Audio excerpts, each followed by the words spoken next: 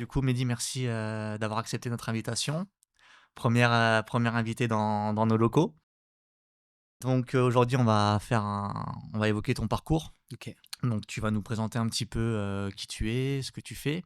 Et l'idée, ça va être vraiment de repartir du début pour comprendre comment t'en es arrivé là. OK. Voilà, tout ce que tu pu, toutes les expériences que tu as pu vivre. Donc, bah voilà, est-ce que déjà tu peux commencer, s'il te plaît, par te présenter et puis nous expliquer ce que tu fais actuellement, OK, s'il te bah, plaît. déjà merci à vous de m'accueillir aussi et moi donc c'est Mehdi, je suis créateur de contenu sur les réseaux et ce que je fais principalement, c'est pour aider les sans-abri qui va évoluer dans l'avenir mais on va dire c'est ça Ok, mon but donc tu nous en aujourd'hui. diras un petit peu plus Ça marche. tout à l'heure. Donc juste pour savoir, depuis combien de temps tu es sur Montpellier?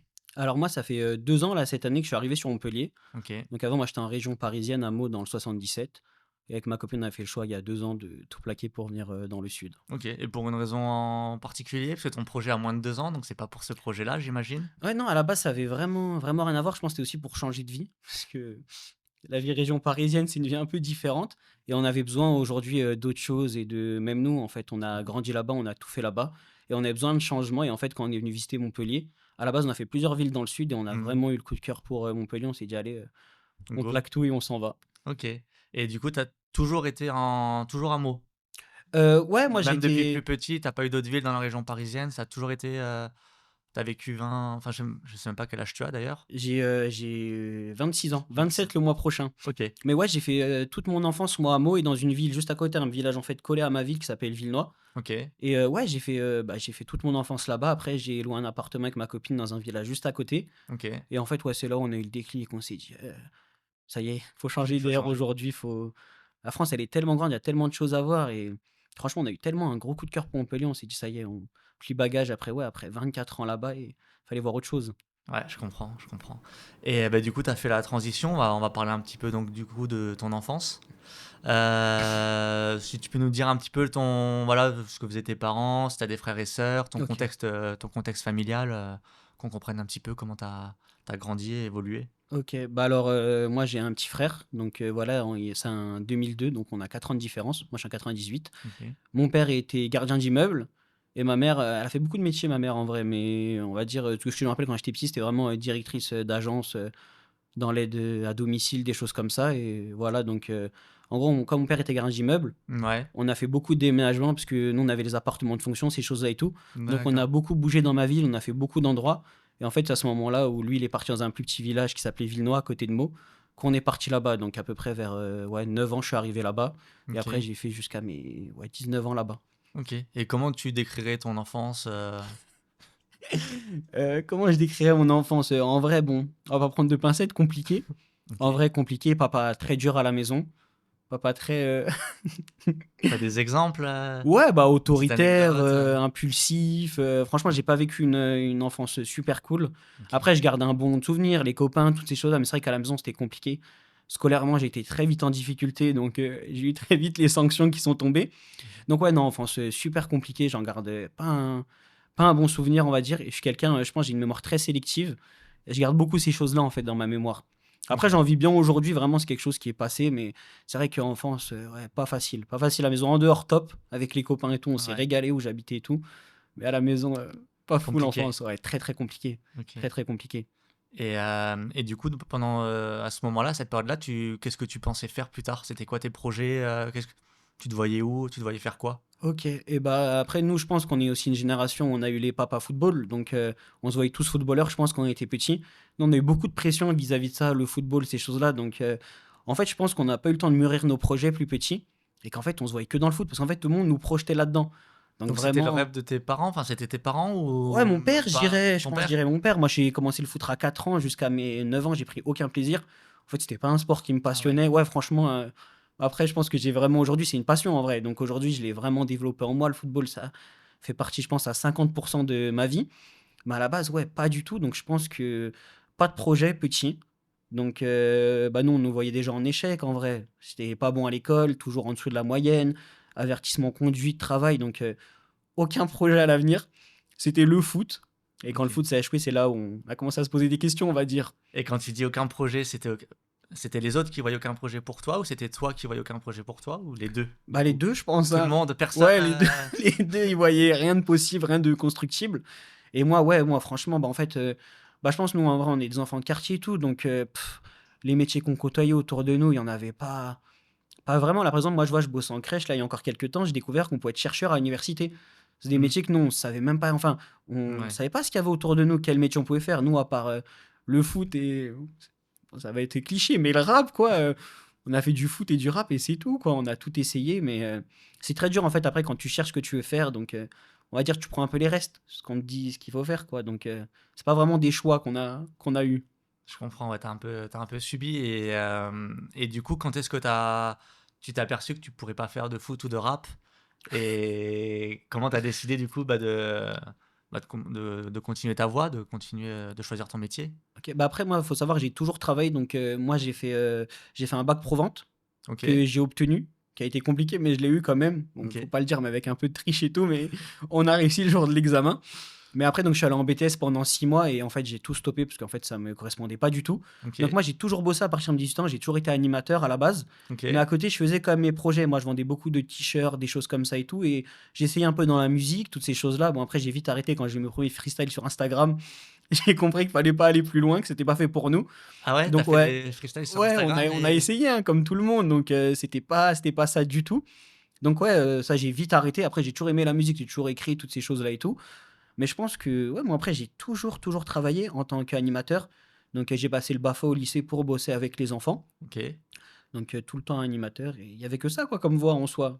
Comme bah, tous les gars de chez moi, on était tous animateurs. En vrai, il y avait que des animateurs ou des éducateurs. Donc, Mais ça te plaisait quand même? Parce ah, que moi, c'est j'adore, ça ouais. tu aides quand même les autres, c'est quand même un métier à vocation, Ah, moi, c'était une passion. En vrai, c'est pas un métier. Aujourd'hui, je partirais encore animateur, je serais le plus heureux du monde. C'est vraiment un métier. En fait, je sentais pas que j'allais au travail. Donc, c'était pas. C'est moi qui avais choisi de passer justement ce BAFA pour être animateur et OK, c'est vraiment passionnel. J'aime m'occuper des enfants. OK. Justement, je trouve que c'est ce qui reste encore humain par rapport à nous adultes. C'est là où j'étais le mieux en fait comme métier. Donc, content quand même de mon choix de métier. Ouais, Après, à l'avenir, pas beaucoup de possibilités d'évolution, on va dire, dans la vie, mais en tout cas, c'était un métier passion. qui est passionné, ouais. Mais du coup, quand tu as fait ton bac pro et ton BTS, ça Ouais. c'était plutôt dans la vente, c'était par défaut ou c'était, tu voyais quelque chose, un métier Alors, en particulier? en gros, moi, quand je suis sorti de ma troisième, j'avais 3,5 de moyenne, donc OK. pas de brevet.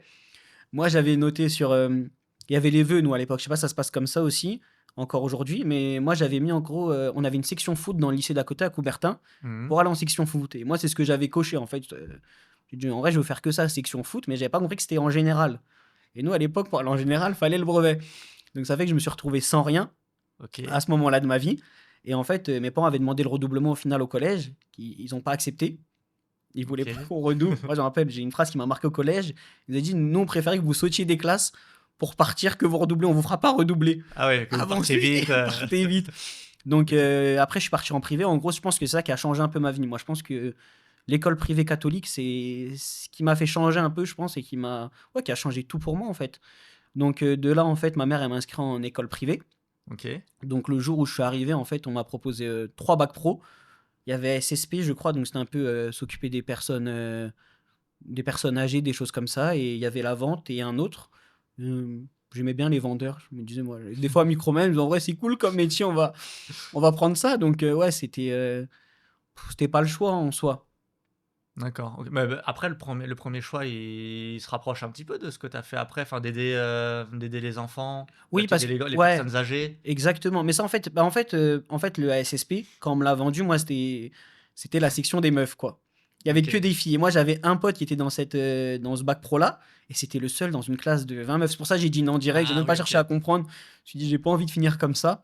Mais ouais, après, moi, le BAFA, je l'ai vraiment fait à part avec l'argent que je gagnais, justement, parce que moi, je bossais avec ma ville en tant qu'animateur sans diplôme, jeune. OK. Donc, c'est pour ça que j'ai passé le BAFA, on va dire, à côté. Et à Donc, partir de quel âge tu as commencé à travailler dans l'animation? Heu, mais en fait, j'ai l'impression que je suis fou, mais je suis sûr que je l'ai fait avant d'être majeur. Après, c'était des petits contrats et tout, mais je sais même pas en fait si c'est possible. Je me posais la question la dernière fois. Je J'ai sais j'ai une pas, très mauvaise mémoire. faudra Mais pour moi, vérifier, mais je suis sûr qu'en gros, oui, en fait, nous, on avait je pense que c'était comme des jobs étudiants. Donc en OK. fait, à partir de la seconde, moi, dans ma ville, il y avait la patinoire. Donc en fait, c'était les 2 semaines de décembre. Donc en fait, j'allais là-bas les 2 en fait, toutes mes vacances, je les passais au travail. En gros, OK. j'allais faire la patinoire de Meaux. On avait la plage aussi l'été, la plage de Meaux. Donc en fait, on avait vraiment, en fait, la ville organisait plein de choses quand même pour nous, les jeunes. Moi, que j'utilisais quand j'étais plus jeune. Et en fait, adulte, je suis parti bosser là-dedans. Ouais, je devais avoir 15-16 ans, je pense, quand j'ai commencé ça. Ok. Donc en job étudiant, je pense, en vrai. Je pense que Mais c'était. c'est possible, hein, Ouais. c'est possible. Après, moi, j'ai travaillé aussi à partir de 16 ans dans les Ouais, donc vignes, oui, c'est. mais Ouais, c'est. après, avec d'autres personnes, je sais pas. Toi, t'encadrais des personnes, du coup, et t'encadrais des enfants. Ouais, ouais, Donc, c'est ça. je sais pas, mais C'est bon. ça. Après, on avait toujours des adultes avec nous, on avait toujours nos responsables et tout. Donc peut-être comme c'était encadré, mais en tout cas, ouais, j'ai fait ça très jeune. Donc on avait des bons salaires, c'était cool parce que quand on était vacataire, on touchait super bien et tout. Mhm. Donc ça m'a motivé après à passer mon BAFA. Et donc, Et ton BAFA, c'est tu l'as passé vers quel âge? peut-être 16-17 ans, je dirais. Au lycée. En fait, le lycée où Ah oui, j'étais, il proposait. tu l'as passé tôt aussi. Ouais, ouais, carrément. Ok. Mais si je te dis pas de bêtises, parce que j'ai vraiment une très mauvaise mémoire. Mais ouais, déjà, avant d'être majeur, j'ai commencé à bosser là-dedans. Et après, c'est vraiment à 18 ans où j'ai commencé à avoir mes premiers CDD en tant qu'animateur. Ok. Et du coup, donc après, donc t'as passé le BAFA, t'as fait des CDD dans l'animation et t'es arrivé après dans une crèche, c'est ça? Ou il y a eu deux étapes avant? Il y a eu des étapes avant. Alors vas-y, En gros, moi, fais-nous le. quand j'ai rencontré ma copine, elle était encore en études, mais elle avait un ras-le-bol en fait des études et nous, on s'est rencontrés au travail. Dans Ok, l'animation, en fait, où on était dans une ville à côté de Disneyland Paris. ok, Et en fait, elle est partie au bout d'un an et elle est partie faire autre chose quand elle faisait ses études. En fait, quand on s'est revus quelques années après, en fait, elle en avait marre, elle voulait elle aussi retourner dans l'animation. Donc, elle est partie, donc on bossait les deux en tant que CDD. Et en ok, fait, un jour, j'ai eu un accident de travail où je me suis blessé. Donc, j'ai fait l'accident de travail, c'était une semaine, je crois que je suis revenu et j'arrivais pas à reprendre, j'ai eu beaucoup d'arrêts maladie et donc je me suis fait virer du jour au lendemain. En fait, j'ai reçu une lettre dans ma boîte aux lettres, ah ouais, «Tu viré, genre la semaine prochaine», il y a 5 personnes me annoncent et c'est là où on s'est dit: «En fait, ouais, c'est quand même très, c'est précaire quand même l'animation». C'est dur de passer en fait, nous, c'est statut fonctionnaire, donc comme j'avais que des CDD, elle aussi, on s'est dit: «Bon, va peut-être falloir, avoir peut-être un projet solide quoi, pour l'avenir pour nous aussi». Et donc c'est là où elle a eu l'idée, elle s'est dit: «Mais en fait, ça serait bien on descende plus bas en âge, on aille en crèche et peut-être dans quelques années ouvrir, des micro-crèches ou des choses comme ça». Et c'est en fait là où notre projet s'est créé de partir en crèche. On a passé le diplôme en un an, ok, donc c'était en distanciel, c'était super simple. Il y avait juste à payer l'école quoi, faire, un stage et passer le diplôme. Et suite, à l'obtention de ce diplôme, on a décidé de tout plaquer en fait. On s'est dit: «En vrai, on a le diplôme, on va trouver du taf là-dedans, on part ailleurs». Et c'est là en fait, on est parti à Montpellier et c'est là le premier taf que j'ai eu en crèche. d'accord, ok, donc il n'y avait pas de travail en crèche Ah non, ouais, pas du tout, non, avant c'était Montpellier. vraiment, le diplôme, on va dire, pour nous assurer de la sécurité et même à l'avenir pouvoir travailler des projets là-dedans. Parce qu'il y a quand même, de l'évolution en crèche, on peut passer des diplômes, passer éducateur, en fait, il y a plein de choses à faire quand même, donc plus que l'animation, on va dire.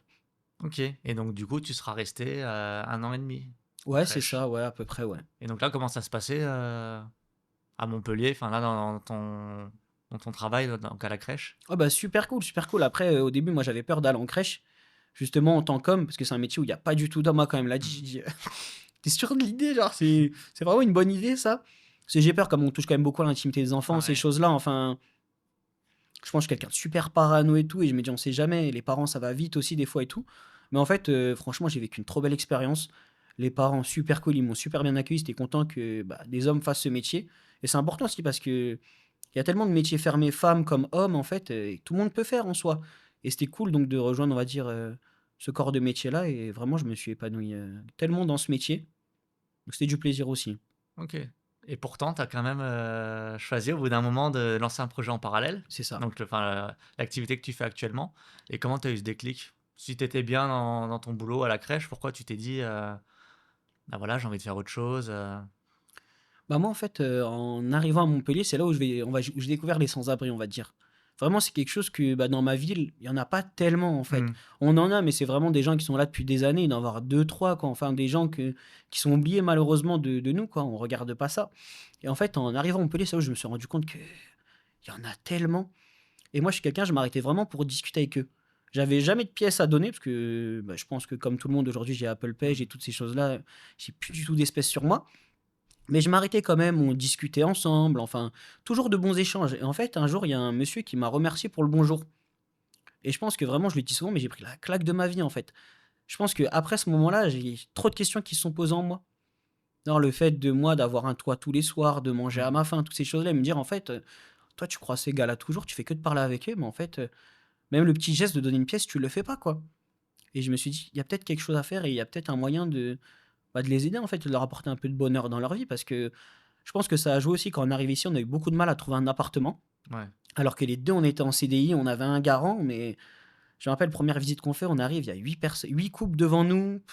Tu as c'est la première À qui essaye de Montpellier, et que c'est c'est dur, hein. compliqué, hein. Mais je pense que toutes les grandes villes, c'est une misère quand même pour Toutes les ce grosses villes, après à Montpellier, il y a quand même une grosse OK, tension, locative, OK, je savais pas du tout ça. tu de moins en moins d'offres Mmh. et puis c'est une ville étudiante, donc il y a Ouais. beaucoup de demandes. Donc c'est vrai que c'est compliqué, quoi. Ouais, c'était vraiment dur, hein, c'était franchement pas facile.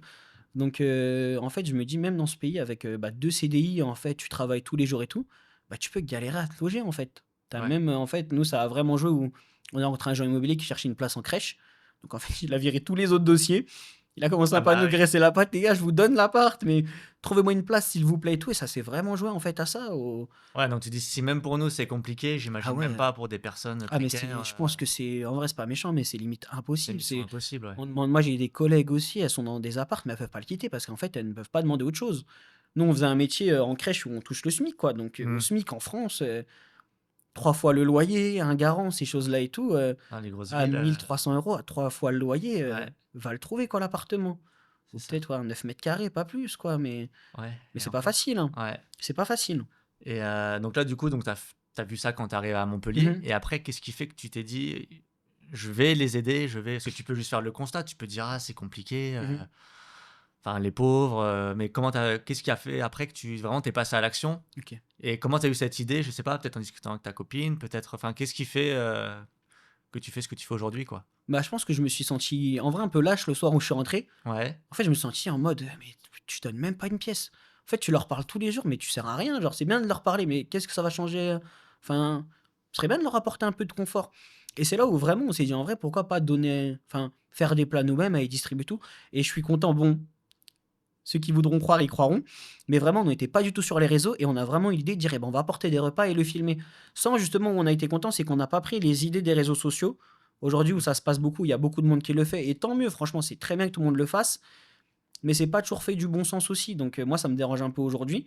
Mais nous, c'était vraiment en mode: «Non, faut leur apporter du réconfort, faut que les gens, ils les voient différemment». C'est Mmh. aussi vraiment quelque chose, on voulait en fait que les gens les voient sous leur bon jour. Mmh. Parce qu'on va pas se mentir, sur les réseaux, c'est très facile de faire une vidéo où tu as un, il est un peu alcoolisé, enfin, tu fais ton million de vues, c'est Ah bah, sûr. oui, oui. Mais le but, en fait, c'est de leur donner aussi une bonne image et montrer qu'en fait, quand on se voit, bah, on est nous 2 pareils. Pas parce qu'aujourd'hui cette personne est à la rue, qu'elle est différente de moi, parce que nous aussi, ça aurait pu nous arriver en Mmh. soi, ça nous est pas arrivé. Mais vu la difficulté de se loger aujourd'hui et en fait, on a voulu vraiment montrer ces personnes-là sous leur bon jour, en fait. C'est comme toi et moi, en vrai, je pense qu'il y a des jours où ça va pas, il y a C'est des ça. jours où ça va, Mmh. mais je voulais montrer que les jours où ça va, en fait. Les jours où ça va pas, c'est pas grave, on donne toujours un petit repas, quelque chose, mais pas besoin de le filmer et pas besoin de le montrer sur les réseaux sociaux. Donc c'était vraiment, en fait, on voulait faire voir que, qu'ils existent, que c'est un problème aujourd'hui en France, qu'on peut tous se retrouver comme ça et qu'en fait, il faut peut-être aussi les calculer un peu. Parce que c'est un truc où ils souffrent beaucoup et c'est comme ça, je pense qu'on a eu le projet de se dire: «Bah, tu sais quoi? On va s'équiper d'une caméra, on va demander leur accord à chaque fois et on va essayer de changer les choses déjà à notre échelle». D'ailleurs, c'est ce que j'ai vu, vous demandez l'accord à chaque fois, ça vous avez c'est quoi? Vous avez un gros taux de refus ou pas? Ouais, beaucoup. Ah oui, il y a quand Ah même ouais, quand même, ah je ouais. pensais que la majorité était Aujourd'hui, que beaucoup, ceux qui soit. disent oui sur Bien les sûr, bien sûr. il y en a beaucoup encore qui disent non? Ouais, franchement, je dirais, moi, on va dire, j'ai 20 plats à livrer. À chaque fois que je vais Ouais. livrer, sur les 20 plats, des fois, ça m'est arrivé de faire 2 vidéos, quoi. Ah oui. Vraiment, les jours où je fais le plus de vidéos, on va dire, c'est 8 quoi. Est-ce que tu 8. sens que ça monte maintenant qu'ils te connaissent un peu plus ou Ouais, la que confiance, elle qu'ils joue. ils parlent de toi entre eux, Ouais, la ouais? confiance, elle joue et ils savent qu'en fait, leur image, elle est utilisée à bon escient. C'est-à-dire que dans la rue, il y a personne qui va les voir, qui les insulte ou quoi. En fait, toutes les personnes qui vont les voir aujourd'hui, elles les voient dans le positif, en fait. Elles s'arrêtent, elles leur donnent une pièce, elles discutent avec eux: «Est-ce que tu as besoin de ça?» En fait, je pense que ça crée un lien aussi de faire ça et de vraiment leur faire voir de faire voir le bon côté des choses et ça a beaucoup rapproché et ils me disent que vraiment même, la Manche et tout, ça a changé. Les gens, ils s'arrêtent: «Ah, je t'ai vu sur TikTok». En fait, c'est jamais dans le négatif et c'est Mmh. pas pour, c'est ça aussi qui me dérange aujourd'hui, c'est que franchement, je vois des vidéos des fois, ça fait peur, quoi. Franchement, c'est inquiétant. Quoi comme vidéo, par exemple? Bah, moi, je tombe sur des collègues aujourd'hui de travail qui font comme moi. Ouais. La dernière fois, je tombais sur une vidéo, mais c'était ahurissant. Une femme, complètement, était défoncée, quoi. Elle disait des trucs, à caractère sexuel, des choses comme ça. Le mec, il a juste flouté sa tête et il l'a posté sur TikTok. Ouais, c'est Mais pas tu reconnais la personne, enfin, si tu dans le coin, tu sais où elle traîne, si tu devant une gare, donc tu sais que c'est elle. Enfin, je vois pas l'intérêt, en fait, de on sait qu'il y a des addictions dans la rue, on sait qu'il y a des choses. Il y a pas besoin de les montrer sur les réseaux. Le but, c'est je pense, de mettre la bonne image et de pas les mettre quand eux, ils ne Oui, de peuvent pas montrer contre leur image, en fait. ouais, complètement et du coup, ça t'est déjà arrivé toi de devoir, de t'apercevoir peut-être après que tu avais mis une vidéo, les personnes n'étaient pas forcément dans des bonnes conditions, de devoir l'enlever ou alors de regarder chez toi, de voir, avant même de la diffuser: «Non, cette vidéo, je peux pas la mettre parce que la personne n'est pas à son avantage»? Non, parce que tu le sens quand tu arrives. En fait, tu sens quand, Ouais, tu demandes même pas ah moi je l'éteins, tu franchement, t'éteins direct, tu demandes même ouais. pas si tu peux filmer, Je vois quand j'arrive, je les OK. connais, même ceux que je connais pas, la première fois, souvent, j'éteins la caméra et justement parce que la caméra, ça peut leur faire peur, ils peuvent OK. mal réagir et Ah tout oui, donc en aussi. général, quand tu demandes, c'est déjà que tu les as vus au moins une fois? Oui, c'est ça, ouais. Après, il OK. y en a, ça m'arrive de leur demander quand je vois, en fait, ça dépend aussi le visuel quand tu arrives, comment tu sens la situation. C'est vraiment un ressenti aussi, mais ouais, ça dépend en vrai au cas par cas.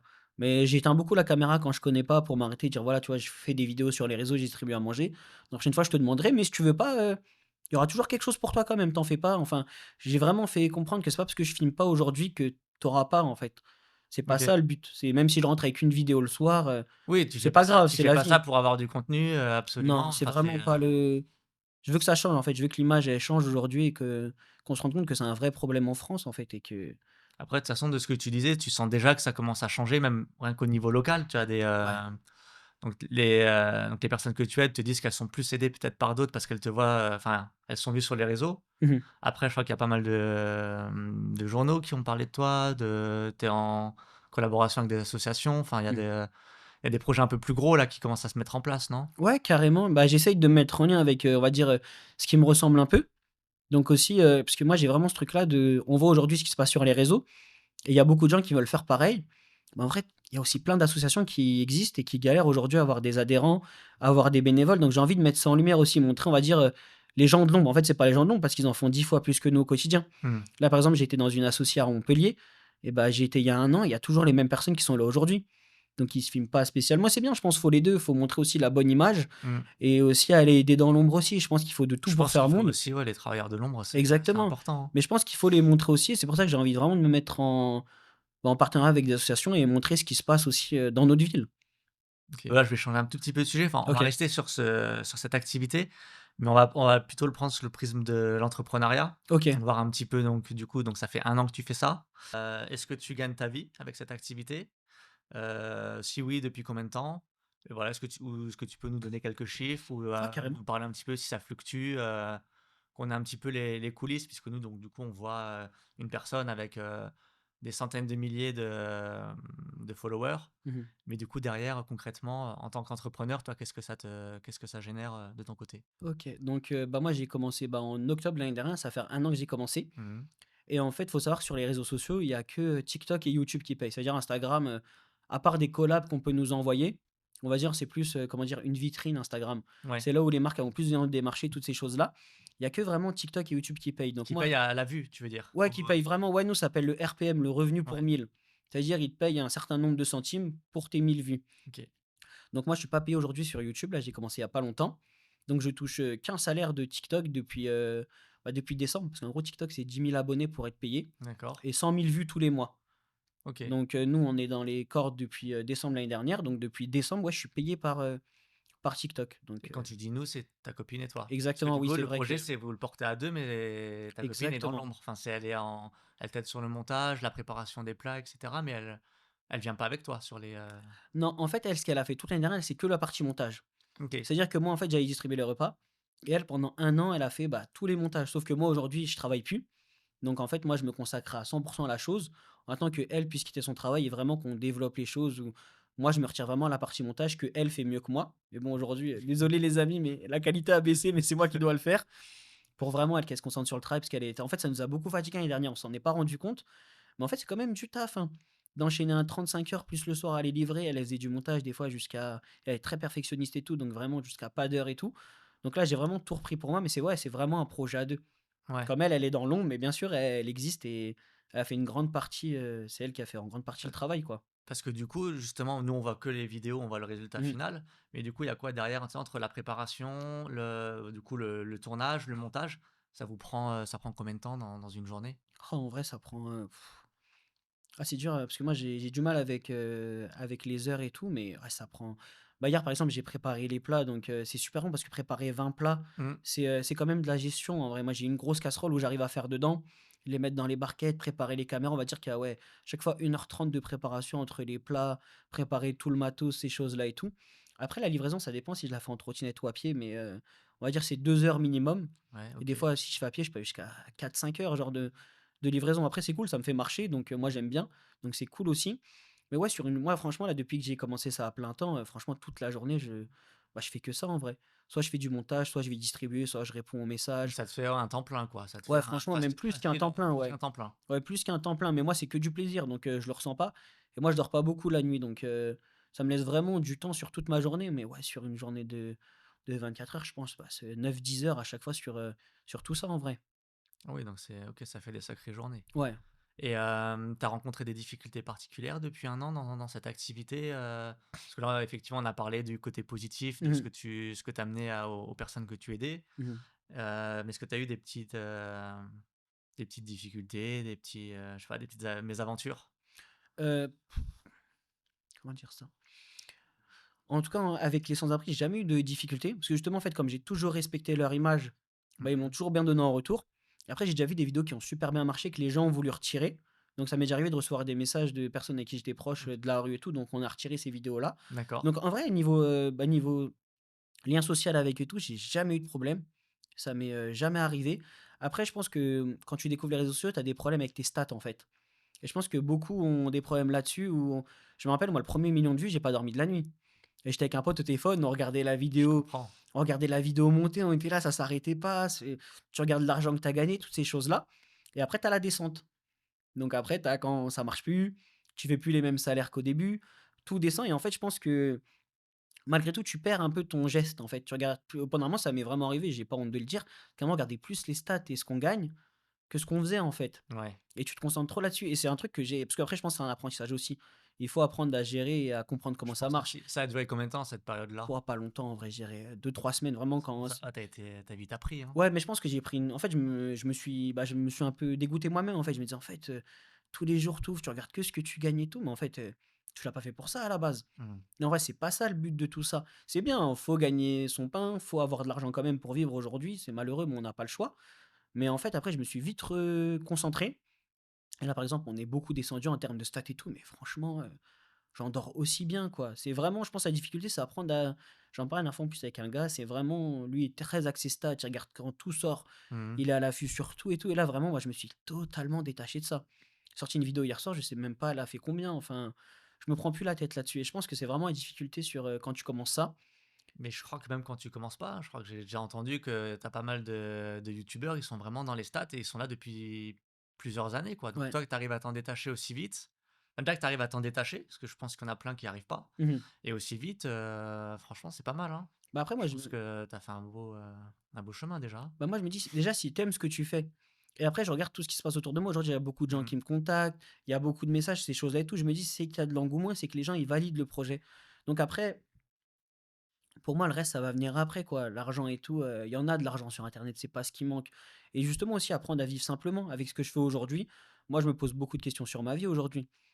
Plein de choses, mais en vrai, plein de Comme choses. quoi comme question?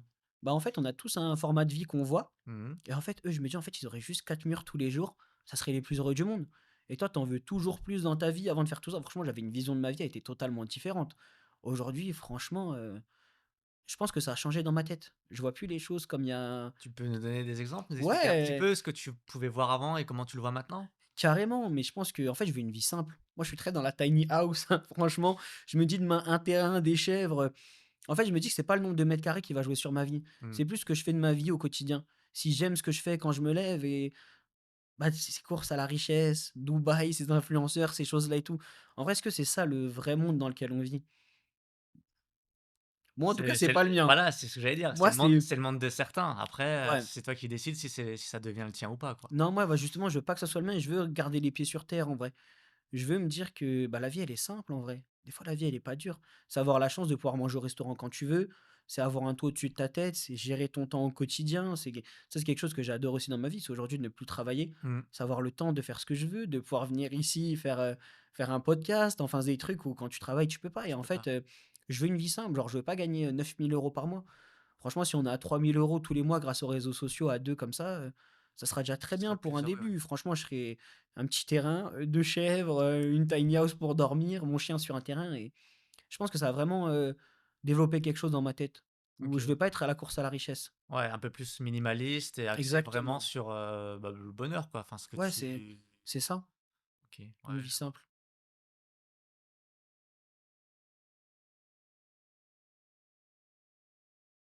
Il y en Donc a des fois qui te disent: ouais, «Ah j'ai vu les commentaires, ouais, une fois c'est parti loin. Une fois c'est parti loin, ouais, j'avoue. Ah ouais. Mais c'est dur, je te jure. On en parlait à l'époque où tu avais du mal à accepter. Ah mais moi je suis anti Parce que ça, là, moi je on est veux pas revenu dessus tout à l'heure, tu disais: «Je suis payé uniquement par TikTok». c'est super bizarre cette guerre en fait, je comprends pas. Ouais, c'est C'est ça aussi. pas si simple d'aller travailler, même trouver un travail, des fois c'est dur en vrai de trouver un travail.